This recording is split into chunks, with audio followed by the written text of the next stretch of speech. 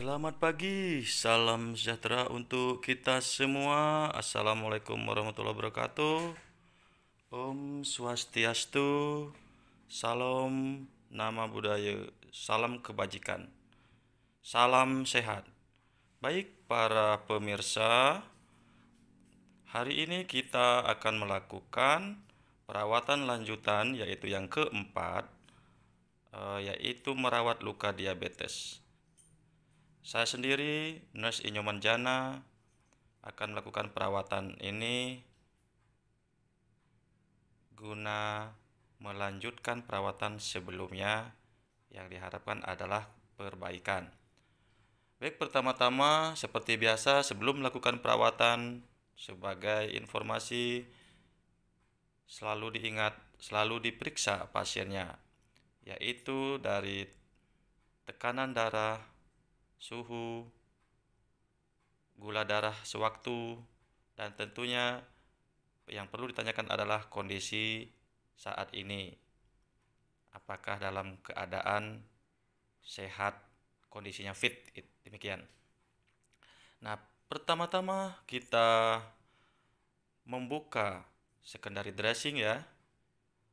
Seperti biasa, balutan ini adalah balutan yang telah 3 hari lalu dan tidak dibuka-buka ya pemirsa. Dan ini dibuka hanya oleh operator yang merawat, yaitu saya sendiri. Tentu dalam membuka balutan selalu ada evaluasi pada perbannya atau kasanya, seberapa banyak serapan eksudatnya ya. Hal ini juga untuk menentukan dressing apa yang dipakai, atau dalam arti kata dalam pemilihan dressingnya. Bisa dilihat itu kondisi luka yang masih tertutup oleh primary dressing ya. Nah, itu pada bagian sebelumnya, pada sesi ketiga, perawatan yang ketiga sudah dijelaskan bahwa pada prinsipnya luka tidak akan bisa ditempeli salep, atau salep tidak akan menempel pada luka yang terbuka seperti itu, maka harus ada media yang digunakan untuk menempelkan salep. Nah, istilahnya seperti yang disampaikan adalah infragnated tadi. Nah, para pemirsa, sahabat, rekan-rekan, dan masyarakat yang berbahagia, dalam perawatan luka ini, pertama-tama yang setelah dilakukan pembukaan balutan, tentunya dilakukan pencucian. Ini cleansing, pembersihan eksudat yang setelah 3 hari yang lalu, kemudian bekas salepnya kita bersihkan secara hati-hati sembari mengevaluasi adakah granulasi, pada bagian apa ada jaringan-jaringan yang nekrotik, kemudian adakah goa, juga perlu diperiksa, sehingga nanti pada saat kita melakukan CSWD itu sudah tahu tempat-tempatnya.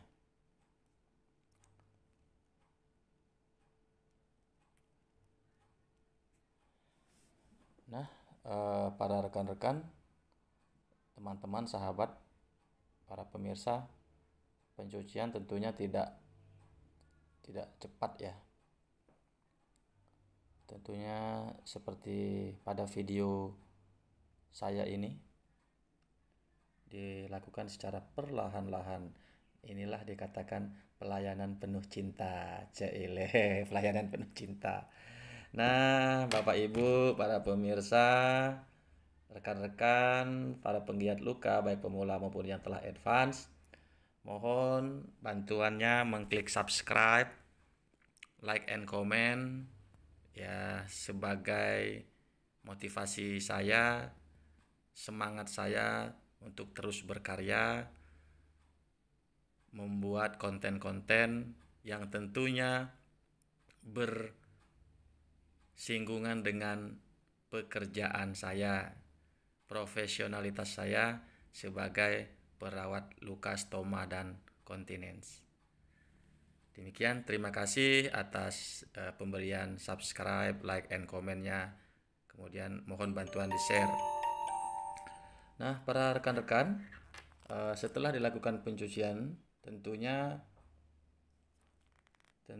dilakukan pembilasan dengan air yang telah disediakan.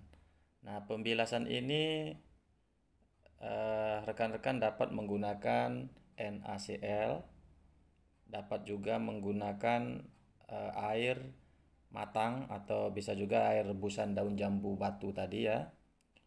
Kemudian juga air matang yang udah dimasak dan dingin gitu ya, dan atau hangat kuku gitu.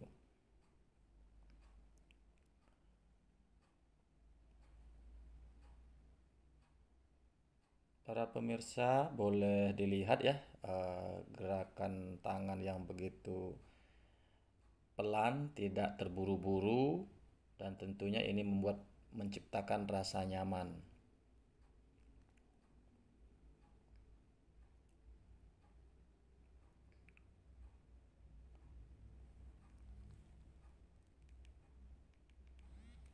Ya, terus para pemirsa, kenapa kita melakukannya dengan lemah, dengan pelan, lembut? Tentunya pada pertemuan yang ketiga kemarin sudah terdapat granulasi pada area tepi. Nah, tentunya kita tidak ingin granulasi tersebut rusak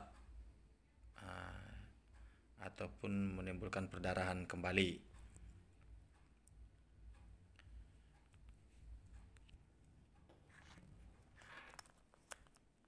Perlu diketahui bahwa ini adalah pasien saya yang rumahnya sangat jauh ya.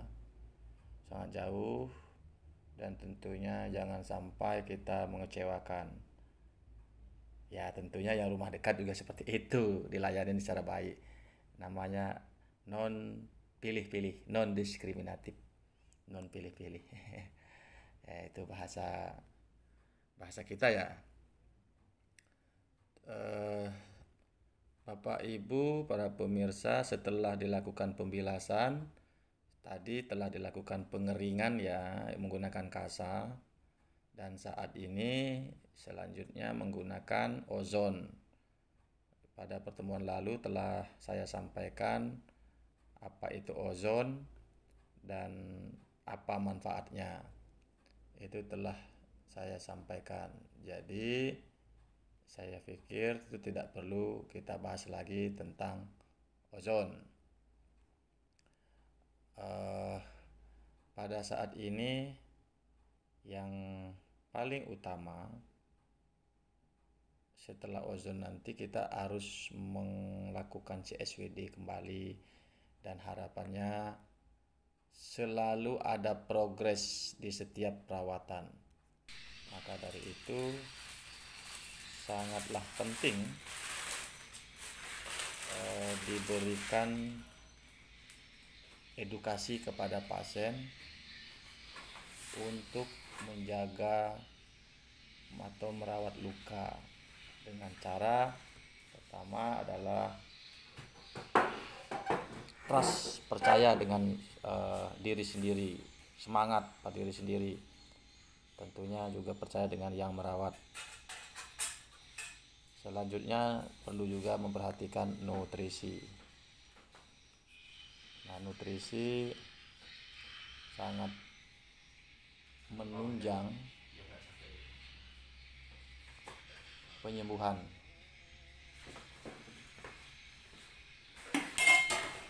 Jika nutrisinya kurang, maka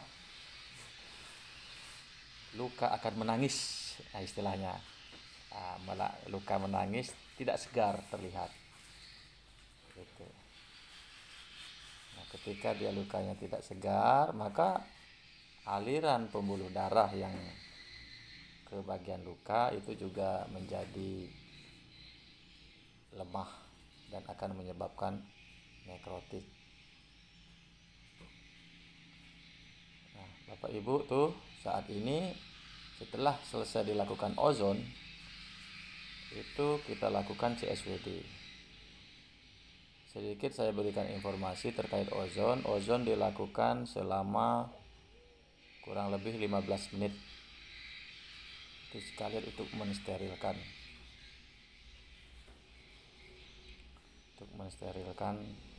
Luka.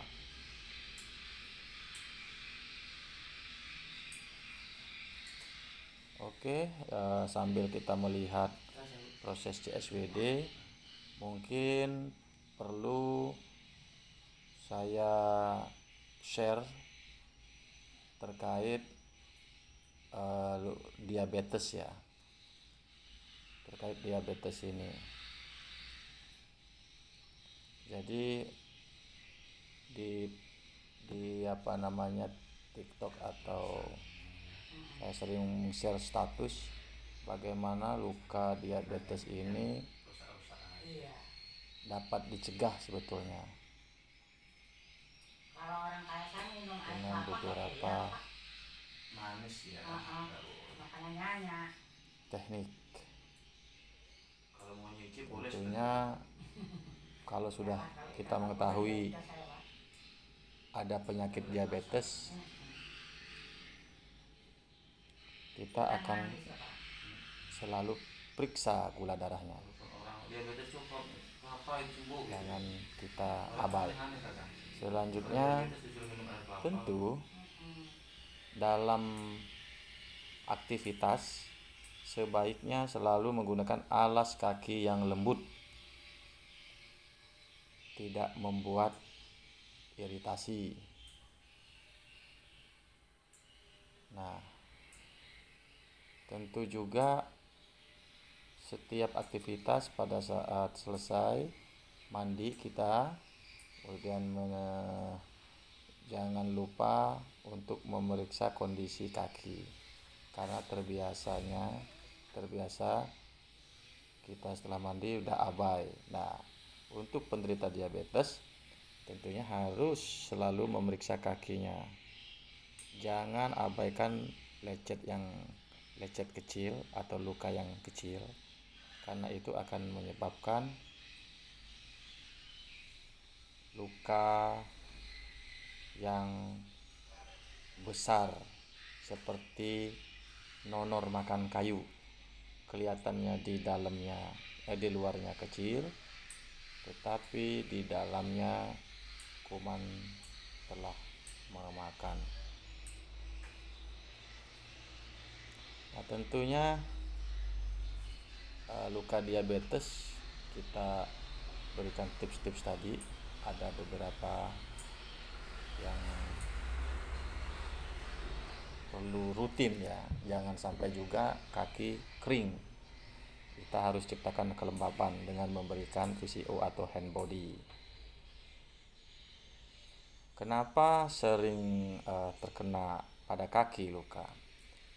Nah, luka pada penderita diabetes itu kaki akan biasanya terasa kebas, dan pada saat disentuh terasa tebal, sehingga pada gigitan nyamuk, serangga atau tertusuk paku pun itu tidak terasa, sehingga tiba-tiba kok luka. Jadi jawaban si pasien tidak mengetahui itu terkena apa. Nah, sedikit tentang luka pada penderita diabetes ini memiliki masa penyembuhan yang lebih lama, jadi harus sabar ya, lebih lama dibandingkan dengan luka pada orang yang tidak memiliki penyakit diabetes. Kenapa demikian? Hal ini disebabkan karena kadar gula darah pada penderita diabetes itu terlalu tinggi, sehingga hal tersebut dapat merusak saraf, menyebabkan sirkulasi darah memburuk, sehingga menghambat proses perbaikan jaringan tubuh yang mengalami kerusakan. sehingga luka akan tetap terbuka, basah, dan sulit untuk sembuh. Nah, para pemirsa, rekan-rekan yang pemula maupun advance, oleh karena itu sudah pastinya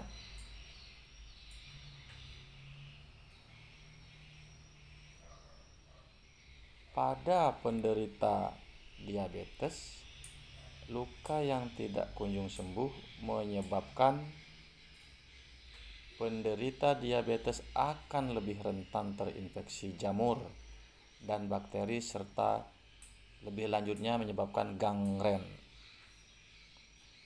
Tingginya kadar gula darah juga dapat menjadi pemicu menurunnya sistem kekebalan tubuh. Antibodinya turun.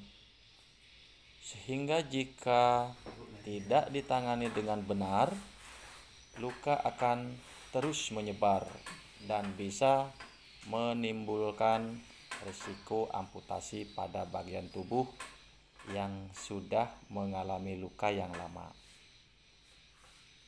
Demikian. Nah, ini si pasien selanjutnya kita minta untuk rubah posisi ya, supaya kita juga nyaman untuk melakukan CSWD. Nah, kalau posisinya terus-terusan seperti itu juga panas punggungnya si pasien. Kita juga nyaman melakukan CSWD-nya. Dan CSWD ini dilakukan sangat hati-hati karena setelah dilakukan pencucian tadi kita sudah melihat adanya granulasi dan ini sudah menunjukkan progres yang baik ya. Tentunya pada saya sampaikan tadi, luka diabetes itu membutuhkan waktu yang lama dibandingkan dengan luka yang tidak menderita diabetes. Sambil kita menunggu CSWD, sambil menyaksikan CSWD, sedikit saya share tentang bagaimana perawatan luka diabetes yang tepat ya. Tentunya tadi di awal juga telah saya sampaikan bagaimana kita merawat luka diabetes yang tepat. Cepat dan tepatnya penanganan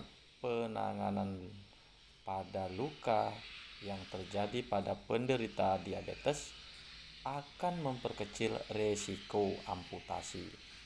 Makanya ada saya sampaikan cegah sejak dini, stop amputasi. Makanya kita harus mencegah sejak dini. Nah, berikut Tiang sampaikan beberapa hal yang dapat dilakukan selama merawat luka, baik itu para pemula pada pasiennya maupun keluarga yang memiliki kemauan atau keberanian untuk merawat keluarganya yang sakit. Yang pertama-tama tentunya yang diperiksa di awal tadi sebelum kita melakukan pelayanan tentunya kontrol kadar gula darah dan tanda-tanda vital. Tanda-tanda vital terdiri dari tekanan darah, suhu nadi, demikian ya. Nah, kontrol gula darah ini biasanya gula darah yang tidak terkontrol itu menjadi salah satu faktor penyulit proses penyembuhan pada luka diabetes. Karena itu penting sekali untuk mengontrol gula darah dengan rutin. Kemudian menjaga pola makan yang baik dan sehat, teratur dalam mengkonsumsi obat atau insulin yang telah direkomendasikan oleh dokter. Nah, tentunya sering-sering melakukan konsultasi ya untuk diabetes ini dengan dokter pribadi atau spesialis yang menanganinya. Kalau untuk luka ya ahli perawatan lukanya, mungkin demikian ya. Tapi ini khusus kontrol kadar gula darah. masing-masing gitu. Selanjutnya yang terkait dengan luka, masing-masing profesional pelayanan luka itu memiliki cara atau metode tersendiri dalam memberikan perawatan luka. Pada perawatan luka melalui menggunakan dressing modern atau modern dressing, ini biasanya para pegiat luka ini melihat atau mengevaluasi produk eksudatnya, apakah dia sedikit atau ringan, sedang ataupun banyak. Nah, tetapi untuk melakukan penghematan juga dengan pasien, kondisi pasien, rata-rata perawatan luka dengan cara dressing modern ini yang bisa disebut dia harus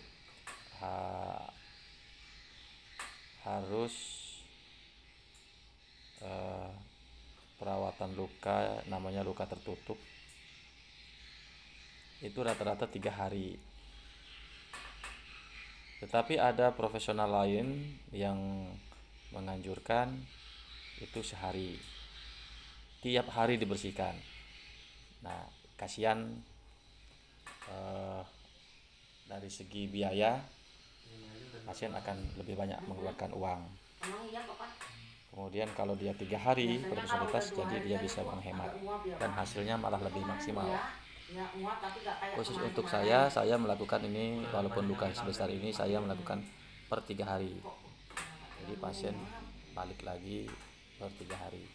Dan kondisi luka bisa lebih baik tentunya. Tidak tiap hari kita ganggu terus. Jadi dia punya kesempatan untuk bertumbuh, bergranulasi. Karena ada yang beranggapan luka daging itu tidak bisa tumbuh, tapi dengan perawatan luka dengan metode ini, daging atau jaringan itu bisa tumbuh. Nah, pada membersihkan luka ini tentunya sangat penting ya dalam memelihara kebersihan luka. Yang tentunya pertama dilakukan adalah dengan membersihkan luka sesuai dengan arahan profesional luka yang telah merekomendasikan atau tempat merawat luka Anda semua yang menderita luka. Untuk yang di rumah atau keluarga atau profesional pemula, itu dapat menggunakan air yang mengalir tentunya ya, dan air sabun dengan NaCl. Air sabun ini yang tentunya menggunakan antiseptik.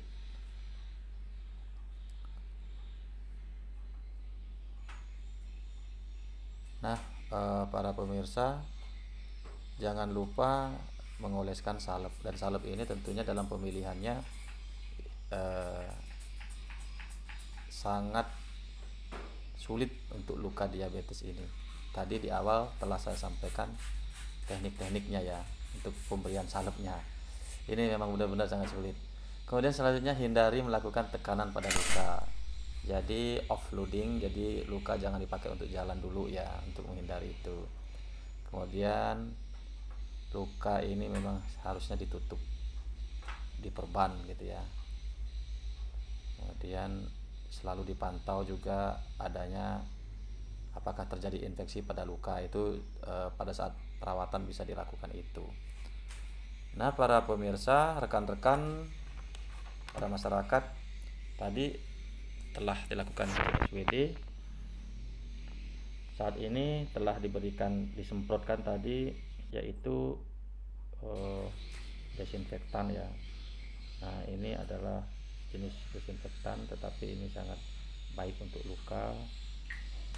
Dan kebetulan saya di sini masih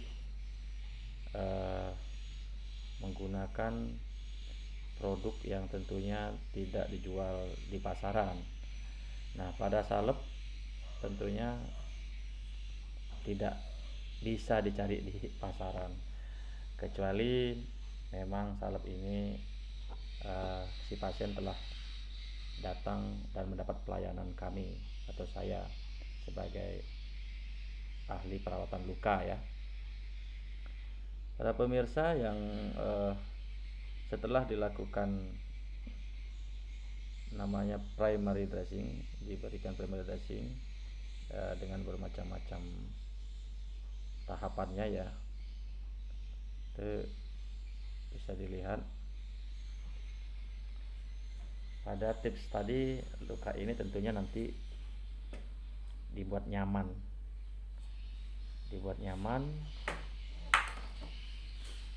dan tertutup.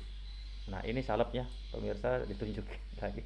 Salep ini yang digunakan adalah salep hasil karya sendiri yang telah diuji dari tahun 2014 sampai sekarang. Dari semua pasien yang saya rawat, kalau pasiennya mengikuti jadwal itu semua sembuh. Kalau dia tidak mengikuti jadwal, ya tidak bisa kita dapat hasilnya, tidak diketahui hasilnya, karena ada beberapa faktor kegagalan dari pasiennya yang tidak patuh.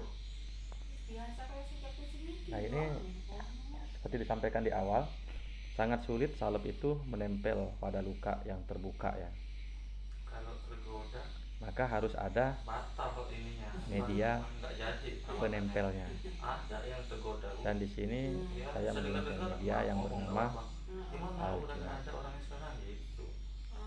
Jadi salep ditempelkan pada media tersebut, yang dimana secara merata setelahnya ditempel pada luka. Jadi salep tetap bisa menempel pada luka dengan media tersebut. Jadi dapat dikatakan lebih efektif dia. Nah, metode ini tentunya tidak bisa dilakukan oleh pemula maupun yang awam ya. Dan ini tentunya oleh profesional yang telah lama melakukan perawatan luka.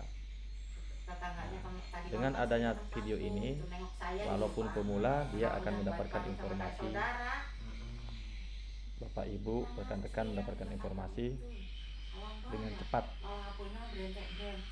Untuk itu, supaya saya terus semangat membuat tips-tips dan cara-cara melakukan perawatan luka, mohon bantuan untuk melakukan subscribe, like, komen, dan share, sehingga saya terus semangat berkarya. Di sini tentunya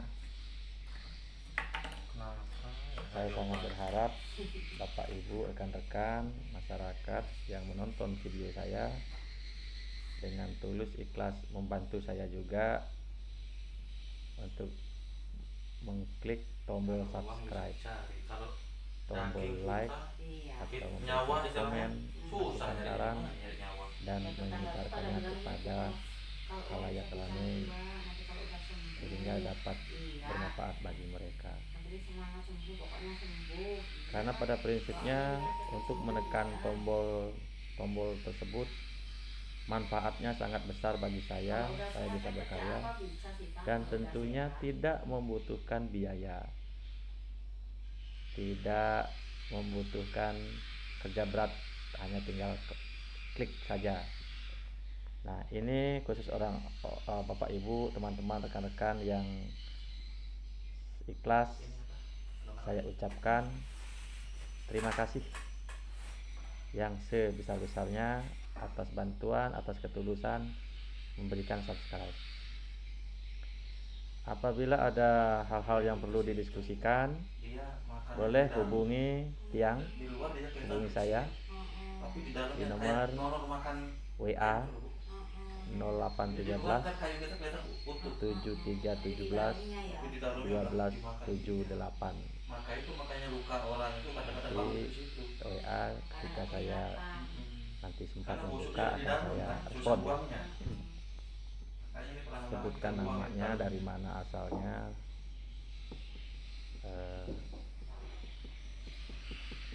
Nah, iya, saya lagi. Nanti bisa kita berikan respon dan saling diskusi ya.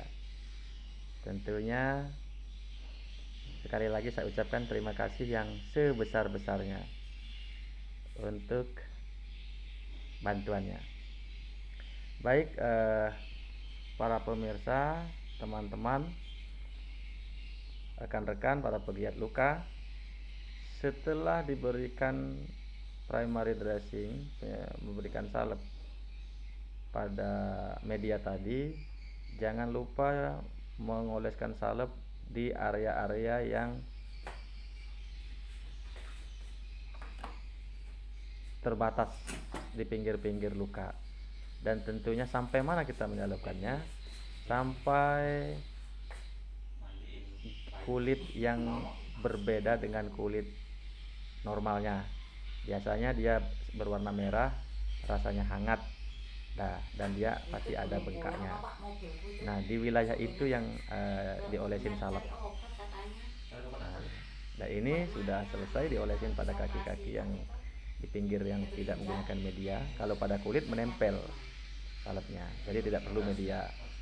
Nah, setelah selesai secara merata disalepin, disalepi, maka kita melakukan proses penutupan luka yang dikatakan ini istilahnya ialah tahapannya secondary dressing, menggunakan kasa gulung yang steril.